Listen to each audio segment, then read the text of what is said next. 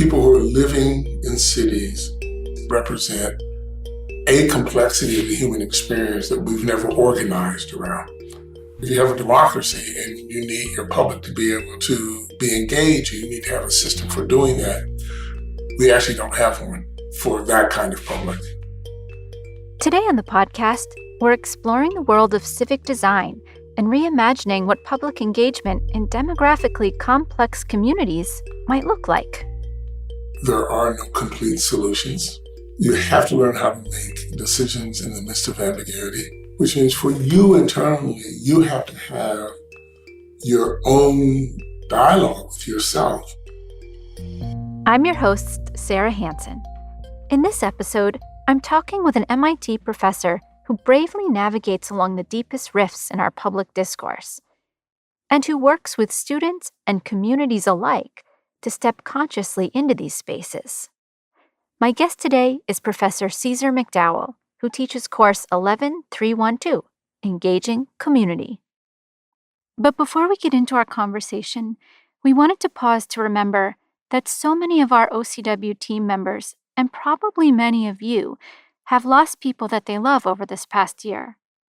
And so we're dedicating this last episode of Season 2 to all of our loved ones, and to all of yours, and to all of those who carry their light forward. Professor McDowell approaches his work with community engagement like it's an art form. In fact, he's built an entire design framework for practitioners to shape and facilitate these engagements. But before we get into all of that, we need to understand the main problem his work seeks to address, his why, if you will. Things are actually changing in this country. Our populations are changing. And right now in cities, I think we're just seeing that more pronounced than anywhere else, right? That the people who are living in cities just happen to represent a complexity of the human experience that we've never organized around. And if you have a democracy and you need your public to be able to be engaged, you need to have a system for doing that. We actually don't have one for that kind of public.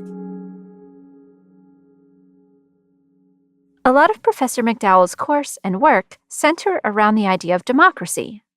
But in this episode, when we talk about democracy, we're not talking about elections and voting. When Professor McDowell speaks of democracy, he's talking about the engagements, the communities, the conversations, the processes that we have as a public to come together and make decisions.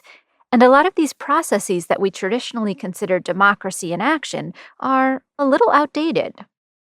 I'll tell you what I mean by we don't have a democracy that works for who we are. I'll give you an example of how we hold on to something as a way of thinking about democracy that does not serve us well right now. If we kind of go back to the founding of the country and you look at the original colonies, they weren't the original colonies, the people who came and occupied the land and created these opportunities for themselves here. And if you look at those, they created this thing that we hold as a myth today, which is this thing of the New England town meeting, town hall. But if we're really serious about looking at that, there were some things that were very true about that. It was mostly open to men who were property owners. Most of these people who were men and property owners lived in enclaves that shared a religious belief.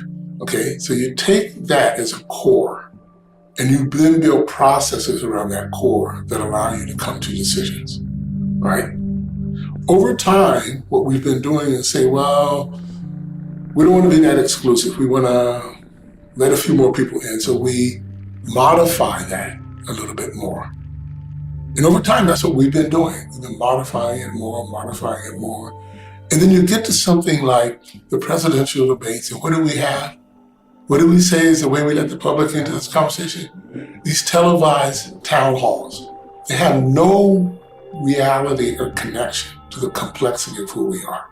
But we hold on to them as our evidence that we are doing and engaging the public around a dialogue. So this is what I mean is we don't have it. We actually don't have a functioning infrastructure for democracy, given the complexity of who we are. So that's what I mean by it. It's not just about voting. It's the infrastructure that allows people to do the work that the public has to do. in order for democracy to function. The new infrastructure Professor McDowell was talking about here involves a shift away from the more traditional forms of civic engagement and participation. Professor McDowell's way involves looking at a given situation from multiple perspectives and then spending time to reflect on our own values and the needs of our community. At one point in my life, I lived in Alaska, way up above the Arctic Circle. I was associate superintendent of a new school system there that was the size of the state of Indiana, had 11 villages, 5,000 people, no roads. Okay, so that's the context, predominantly Inupiaq. And there was this one instance in the village where we had a teacher who was actually not performing very well in the school, and we were really concerned. The principal was concerned, we were concerned, and the teacher was Anglo in this predominantly Inupiaq village. And we had decided to remove the teacher because this was the best thing for the kids, just wasn't performing well. And there was a meeting in the village where we talked about that, and there was a lot of resistance. And so the superintendent asked me to kind of go and try to find out what's going on. And so I went. In these little villages, you can do it. I talked to almost everyone. I talked to a lot of people in the village. And here's what was happening. The school was saying, this person is not a good teacher. And people were saying, this person is a good teacher. And we couldn't reconcile. But what we learned when we started to kind of talk to people is that we were valuing the teacher in very different ways. Inside the school, the good was really applied for the school system. The good was applied to how well is this person taking care of the educational needs of the children. For some of the people in the community, teacher was a role. Good was the value to the community. She was good for the community because of other functions she played in the community. And so we had this totally different use of language. And they knew that if she wasn't there as a teacher, she wouldn't be there because she'd have to leave. And so other values to the community would be lost. That kind of perspective taking, I think, is so required. And as we find ways to bring people together, we have to start to construct mechanisms that allow people to do that kind of reflection and that kind of perspective taking in relationship to the other. One of the challenges of getting people to practice tuning into different perspectives is a physical one. In our current political climate, how do we even get people with different perspectives in the same room? So we've started this campaign that we're testing out now. It's called America's Path Forward. In the campaign, we're actually reaching out to people in the public and we're asking them to do one thing, actually two things. One is to donate the question they have about the future of America and the experience in their life that led them to that question. And then what we do is we bring people who have similar questions, and sometimes not, into small conversations. And in those conversations, all people are doing is sharing their question, sharing their experience. And what people find is when they go into these rooms with people who have similar questions, they're surprised at who's in the room. Because the thing that they hold as what's theirs, they're realizing, oh, there's a different set of people who actually hold this too. And then when they hear different experiences, they're beginning to realize, oh, this question manifests itself in totally different ways, right? It's the same question, but it's living out differently in our society. And for me, this is a way of helping the public build its own kind of reflection and connection to others. And what we try to get people to do at the end of these conversations is to say, if you could reframe this question so that if it was addressed, it would more likely attend to the different ways you're experiencing.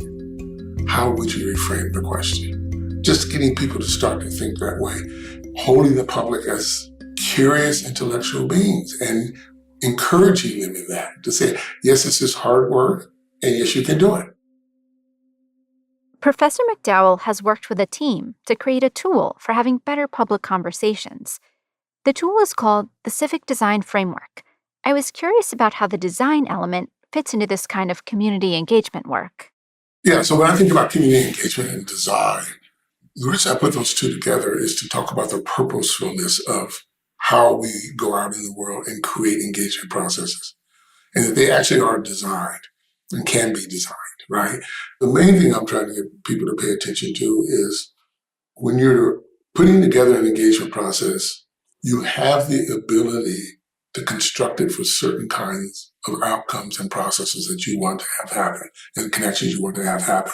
Therefore, that's a design challenge, right? Given the population you work with and the issue you're going out to the public with, how then do you construct that, the sets of things that can happen so that they actually allow you to bring people not just close together, but also what I like to say is help people, the public, build its muscle for democracy.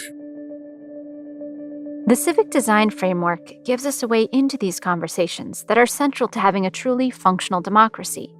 Professor McDowell teaches the framework to students in 11.312, Engage in Community.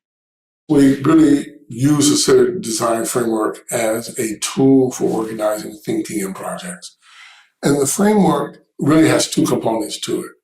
It's based on the notion that part of the issue of bringing the public into any engagement process is we're not clear about what conversation we're inviting them into.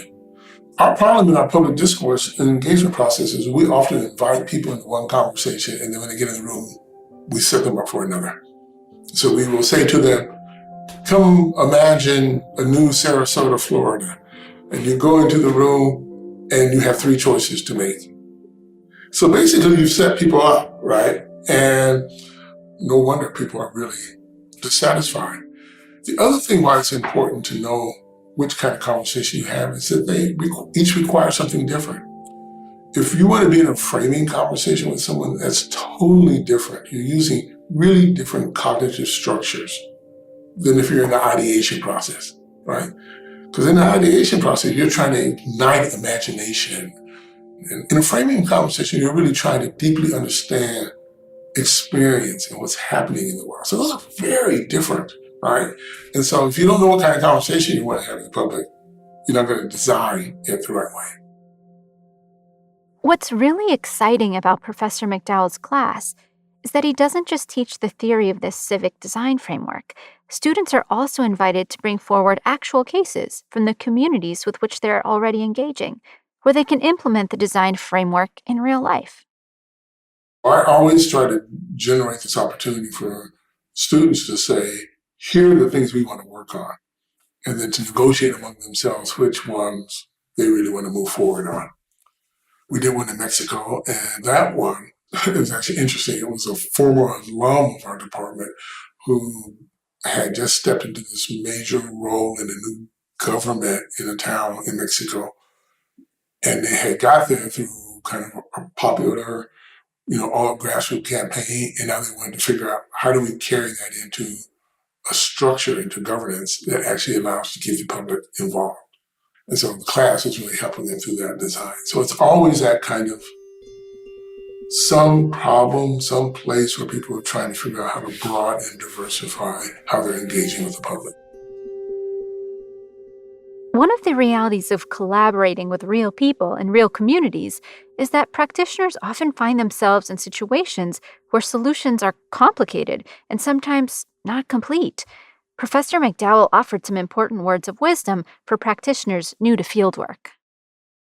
I think it's not just this course, but in kind of any real practice-based course that puts you out into the field, there are a couple of things that you have to contend with. One, there are no complete solutions, right?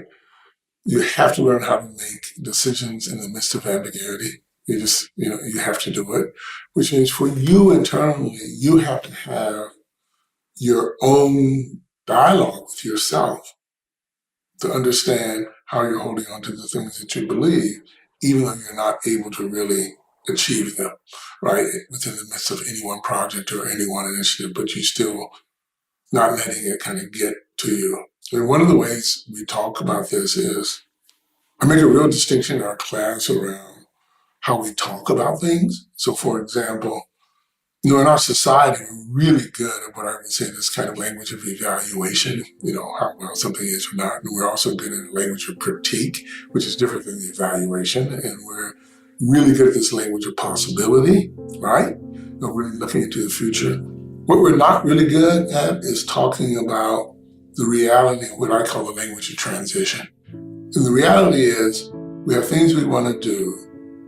And as we're trying to do those things to change systems we want to be different, we have to support the systems that we're trying to change. And so we live in this in-between space, a space called Napatna. That's where we live. And in that space, we have to learn how to talk to each other. And this is why I always use these terms like grace and stuff like that, because there's a recognition that that's where you are. So in my class, I try to support folks in being able to talk about that, about what they're living with in the middle, what they're having to hold on to that they don't necessarily feel good about, but they know they have to do it as they're trying to do this other thing, and to support them through that kind of conversation. This is a reflection of the transition you're living in, and just a recognition of that and honoring it and letting it be okay, right? It's almost being able to have a dialogue of forgiveness with yourself. I wanted to know what these engagements look like in practice. So Professor McDowell shared with me one example that took place in my very own city of Cambridge, Massachusetts. The dialogue was around domestic violence and how the city could better address the issue. And the engagement was simple. Professor McDowell and his team asked residents of Cambridge to donate a question they had about domestic violence. Think about domestic violence. That is not a public conversation. Right? That's not a thing that people talk about. Because we have this structure of all you have to do is donate a question, a group of young people from Cambridge and Latin set up a booth in Harvard Square. They put up a board and they made cookies. And they just basically had a cookie for your question. And people would write their question about domestic violence and put it on the board and get a cookie. And then people started having conversations in public about what's on the board and what they're hearing, right? So you're taking something we don't talk about and moving forward. At the same time, what we did is we took all the questions that came in, printed them out, very large, and we had a space in Cambridge that we could use where we put all 2,000 something questions up on the wall. And we created a public event for people to come in, read the questions, and sit down and have conversations with each other about what they were seeing and hearing. And then we had people from the public come in and say, let's figure out, can we organize these questions in certain kinds of themes and issues? And then we had conversations with people about those themes and issues, right? So all of this is like taking something that we don't talk about and creating an opportunity for people to do it because you're in some sense recognizing that everyone has something to say about this, right?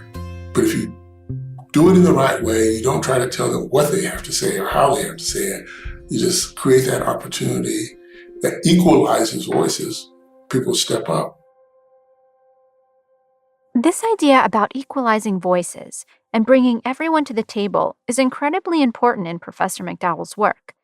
One specific aspect of his design framework speaks directly to this idea. It's built on the notion of equity, and it's a concept he calls designing for the margins. The reason I use this concept of design for the margins is our default in everything we do in kind of design is design for the middle, where most people are. And we do that because we want to scale. We want things to grow fast. We want to make sure we're taking care of a lot of people. But the thing about when you design for those that are in the middle, you're mostly designing for people who, more or less can operate within the systems that are there. And then what that ends up doing is pushing people on the margins further and further out. And as other things in our systems fail, we end up putting more and more people into that margin. And by the margins, I mean those who are living with the failures of the society. And so if we're going to attend to that and actually bring their voices in, we have to first design opportunities and engagement processes that work for them first. Because those in the middle will find their way into that because they have the resources, the opportunity, they know how to negotiate the system. The other thing when you design for the margins you do is because they're clearly living with the failures of the systems, you're able to design around the things that would normally keep people out. So it's a purposeful thing that actually benefits more people if you actually do that. And we have instances of that in everyday life that show us that, some physical ones, like the curb cut, right? The curb cut was a thing that came out of a very particular movement from the disabilities community decades ago to create some access and a lot of fights to get it done. But the interesting thing about it is you look at it now and you say, well, who benefits from that? That's a design for a very small population in the country. Who benefits from it? Who uses it? Well, anybody rides a bicycle, pushes a trailer, carries a grocery cart. Stroller. Right? Strollers, right? It's all there, right? But that's not what it was designed for. It was designed for the margin, but yet all these central activities that people involved in, what I would call like the middle, are able to benefit from that too. The interesting thing about it, and why I'd actually like to use that example, is what have you noticed about changes in curb cuts in the last decade? They have bumps on them now. They have texture to them, and they have texture to them because it helps people without sight to know if they're coming to a corner. So the thing about designing for the margins, it's not a thing that you achieve. It's a thing that you're always working at because the margins will keep emerging. If you're anything like me, you may be thinking to yourself that this is exactly the kind of work that our country, and really our planet, could use more of. Better, more open, more connected ways to engage groups of people around complex issues, and a design framework that allows us to keep working at those issues. Part of what I love about Professor McDowell's work is that it's grounded in doing the hard work of community, in community, together. The way that our systems are set up right now, they really are designed to keep people apart, to disconnect people from each other or groups from each other, right? And they draw these false dichotomies. But in reality, people live with a much more complex set of things, right?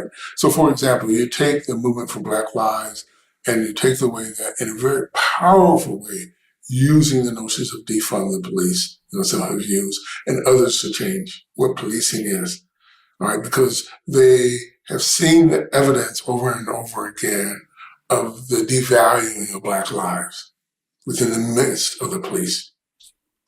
However, even with that same experience knowledge base, you can go into the Black community and people have very different feelings about, do we defund the police or not? The trading off of I know there's a risk, but that risk is in here and it's out there and I don't know how to balance it. I don't know what to do about that, right? When we put things in an either or, then we really lose the opportunity to really connect people, right? To create some opportunity for people to acknowledge what's the complexity that's out there and how do you negotiate that in a way that doesn't leave people behind or leave them to the side, I should say. And, you can use policing as some, you can use what's happening with vaccinations as another. There's a lot of things that are just structured. And the way we talk about them in the public doesn't recognize one thing that we know is really true. Our values kind of lie on a continuum. And what we're always doing is trading off one for the other. We're going back and forth, right? People are looking at things and they're looking at that value versus another value versus another value.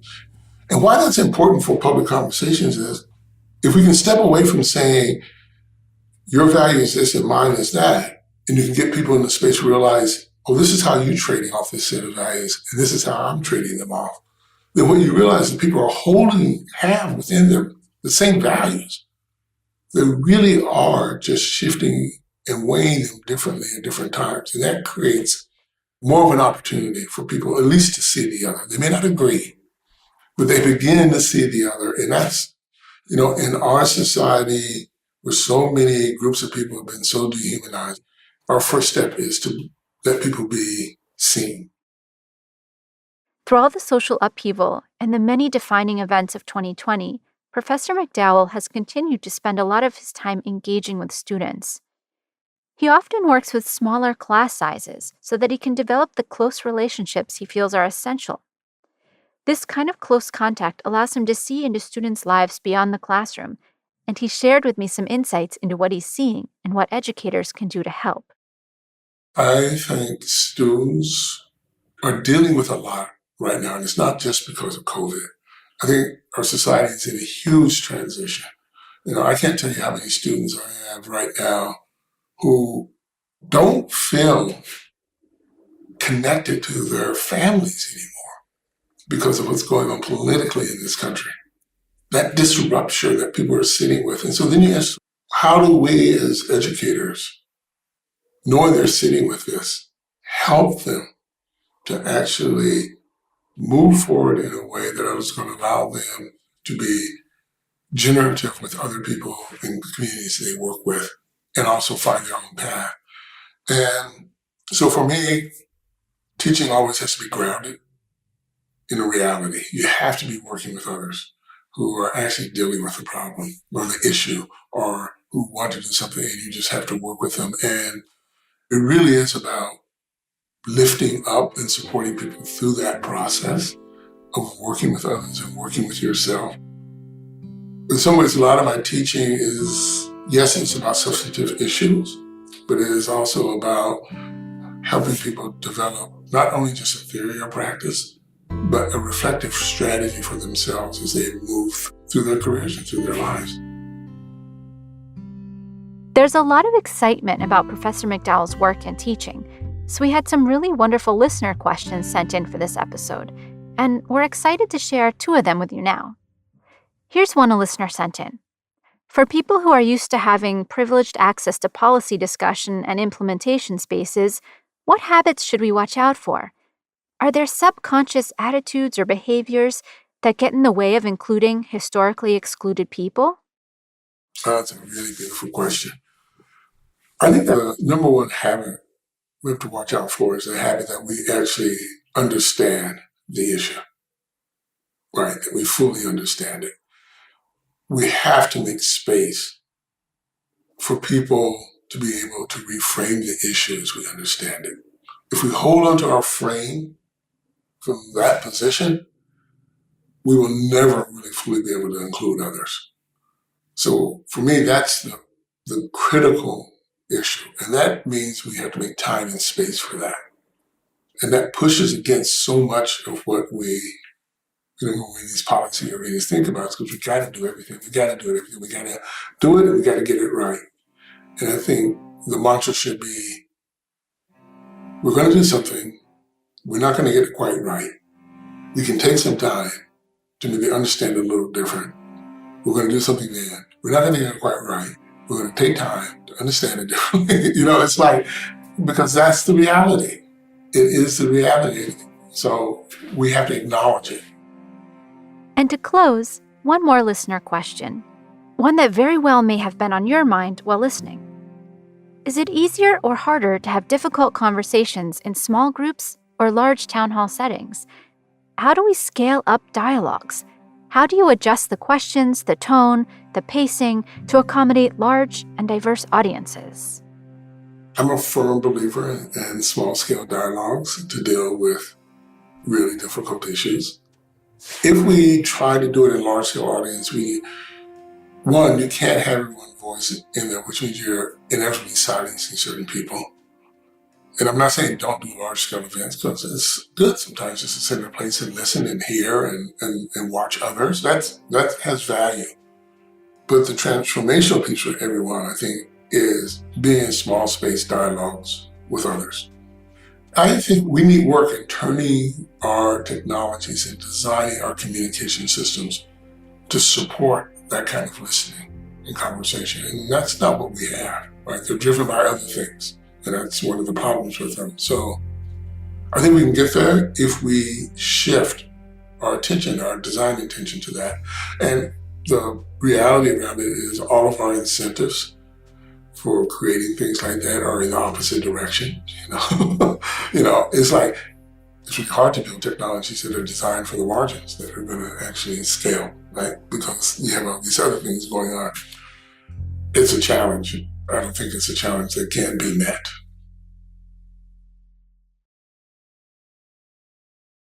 If you're interested in learning more about Professor Ceasar McDowell's work or teaching with his open educational resources, you can check out his course 11312, Engaging Community, on our MIT OpenCourseWare website.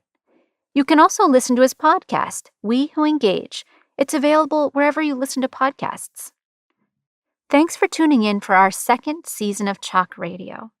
We hope you enjoyed these episodes and will consider sharing this or any of our other episodes with a friend, family member, or colleague. We have more in store for Season 3 and are already working hard to bring you more episodes to inspire your teaching and learning when Chalk Radio returns in the fall. Signing off from Cambridge, Massachusetts, I'm Sarah Hansen from MIT OpenCourseWare.